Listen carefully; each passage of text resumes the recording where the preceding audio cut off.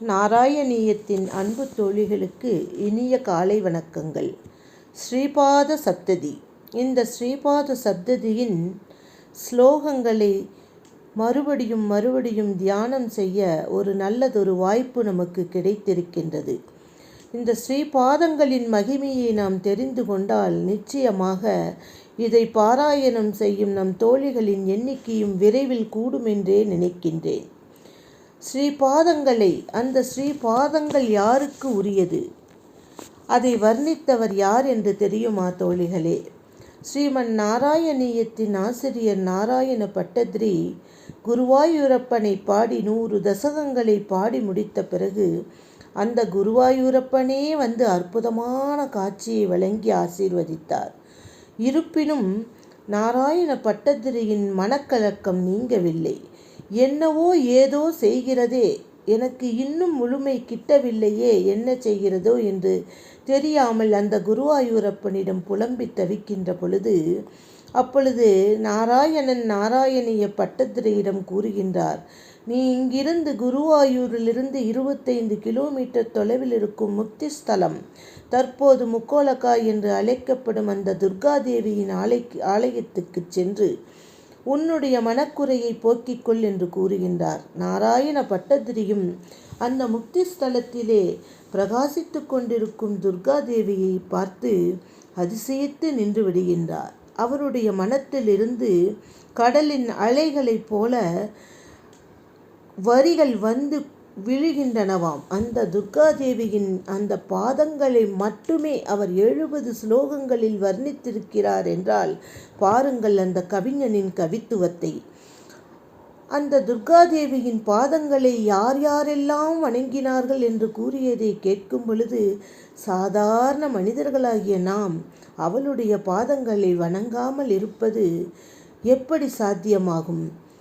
நல்லதொரு வாய்ப்பை நமக்கு வழங்கிய குருவாயூரப்பனுக்கும் அந்த அன்னை துர்காதேவிக்கும் நமஸ்கரித்து இந்த ஸ்ரீபாத சப்ததியின் ஸ்லோகங்களின் வரிகளை அற்புதமாக நாமும் தினந்தோறும் பாராயணம் செய்ய வேண்டும்.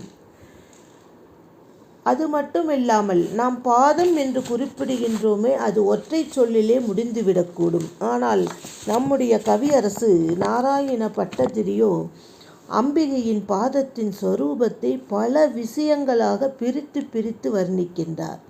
அன்னையின் பாதங்களில் சலங்கையின் சப்தத்தை வர்ணிக்கிறார். அன்னையின் பாதங்களிலே இருக்கின்ற 10 நகங்களை வர்ணிக்கின்றார். அந்த நகத்திலே இருக்கின்ற சிவப்பு சாயத்தை அழகாக வர்ணிக்கின்றார். அன்னையின் பாதங்களின் சிவப்பு வர்ணத்தை பட்டுக்கம்பளம் போர்த்தது போன்ற அவளுடைய பாதத்தை, தாமரை மலர் போன்ற பாதத்தை அணு அணுவாக வர்ணிக்கின்றார். இறுதியில் அம்பிகையின் பாதத்தை ஞானத்தோடு ஒப்பிட்டு வர்ணிக்கின்றார். ஒரு தெய்வத்தை பற்றி நாம் ஒரு ஸ்லோகத்தை படிக்கும் பொழுதோ அல்லது தெய்வங்களை துதி பாடும் பொழுதே தியான ஸ்லோகம் என்று நாம் சொல்லுகின்றோம். அது எல்லோரும் அறிந்ததுதான்.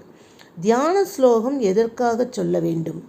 அந்த தியான ஸ்லோகத்தை சொல்ல ஆரம்பிக்கும் பொழுதே நாம் எந்த கடவுளை பற்றி, எந்த இறைவனாரை பற்றி நாம் பிரார்த்திக்கிறோமோ அந்த கடவுளுடைய ஸ்வரூபத்தை, அந்த அம்பாளுடைய ஸ்வரூபத்தை முதலில் நம்முடைய மனசுக்கு கொண்டு வர வேண்டும். இங்கும் அங்கும் அலைபாய்ந்து கொண்டிருக்கும் மனசுடன் நீ கோடி ஸ்லோகங்களை சொன்னாலும் அதனால் ஒரு புண்ணியமும் வரப்போவதில்லை. முதலில் அலைபாய்ந்து கொண்டிருக்கும் உன்னுடைய மனத்தை உன்னுடைய கட்டுப்பாட்டுக்குள் கொண்டு வர வேண்டிதான் ஒவ்வொரு நூலிலும் தியான ஸ்லோகத்தை வடிவமைத்திருக்கின்றார்கள். அப்படித்தான் நம் லலிதா சகஸ்ரநாமத்திலும் 3, 5, 6 என தியான ஸ்லோகங்கள் எத்தனையோ நம்முடைய லலிதாம்பிகையின் மீது நம்முடைய மனதை ஒருமித்து கொண்டு வருவதற்காகத்தான் தியான ஸ்லோகங்கள் பாடப்படுகின்றன.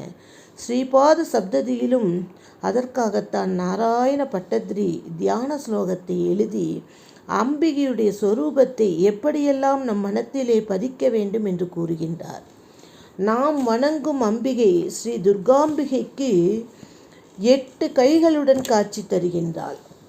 அவள் சிவப்பு நிற புடவை கட்டி மங்களகரமாய் நம்மை வரவழைக்கின்றாள். பச்சை நிற ரவிக்கையிலோ நமக்கு இருக்கின்ற கோரிக்கைகள் எல்லாம் நிறைவேறும் என்ற பச்சை கொடியை காட்டுவது போல பச்சை நிற ரவிக்கையும் சிவப்பு நிற புடவையும் அணிந்து மங்களகரமாய் காட்சியளிக்கிறார்.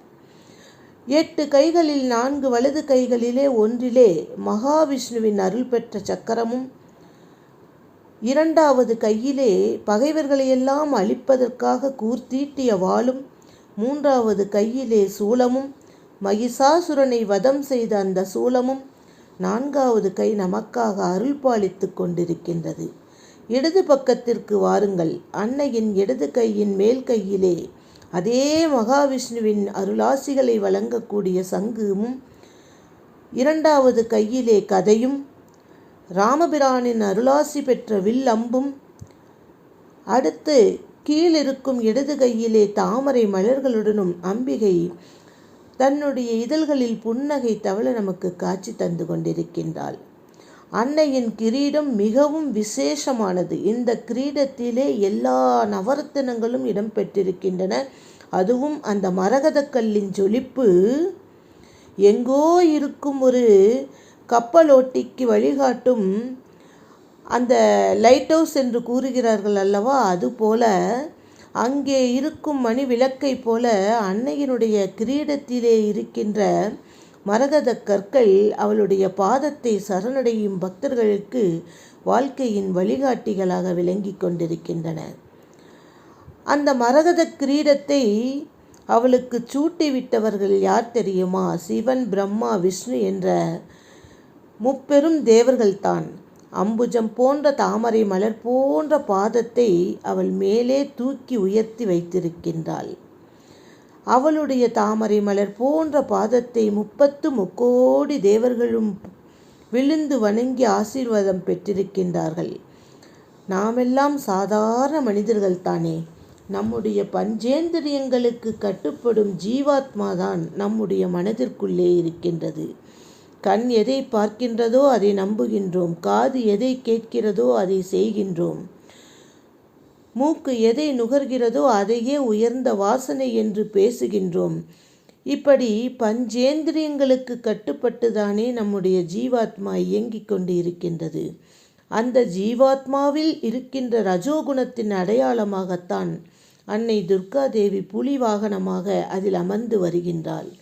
எந்த ஒரு மனிதனுடைய ஜீவாத்மா ரஜோகுணத்தை விட்டு அம்பிகையிடம் சரணடைகிறானோ அப்பொழுது அவன் அம்பிகைக்கே வாகனமாக மாறிவிடுகின்றான் என்பதை நாராயண பட்டத்திரி மிக அருமையாக புலி வாகனத்திலே துர்காதேவியை அமர வைத்து நமக்கு புலப்படுத்தி இருக்கின்றார்.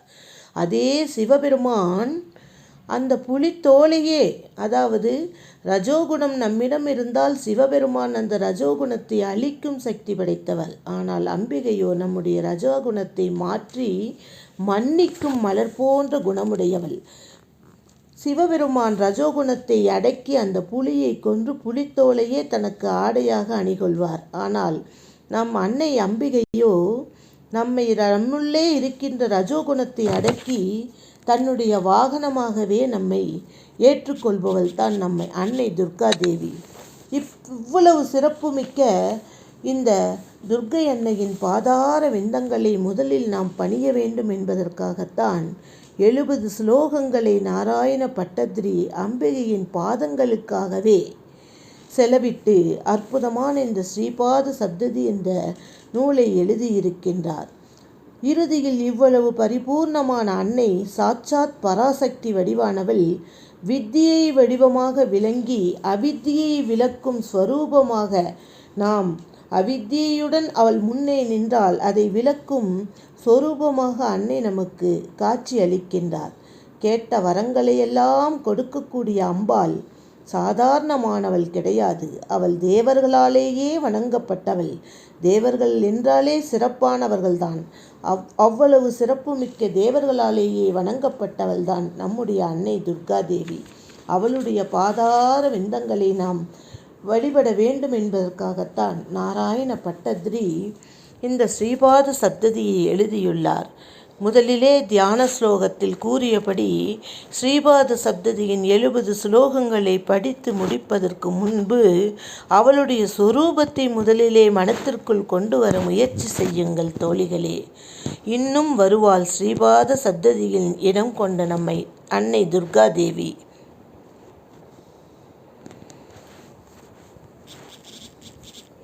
ராதே கிருஷ்ணா.